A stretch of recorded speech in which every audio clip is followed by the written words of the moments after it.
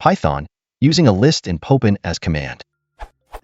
I try to create a subprocess with Popen. Here is my code at first.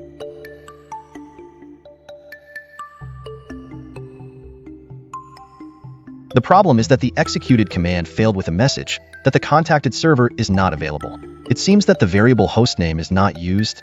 Trying the same with a string instead of a list as command in Popen with shell equals true, everything is working fine. Does anyone know what is wrong with the code?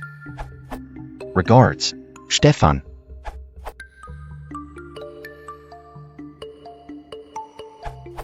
In the list, every argument must be its own item.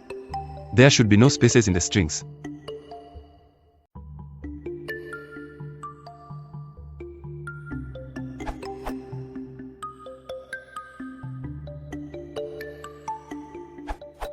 Each string in the given list is handled as a single command line argument.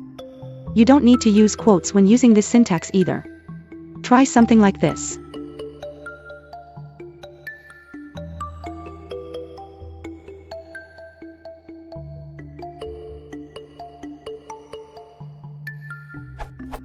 Edit, or, based on comments, something like.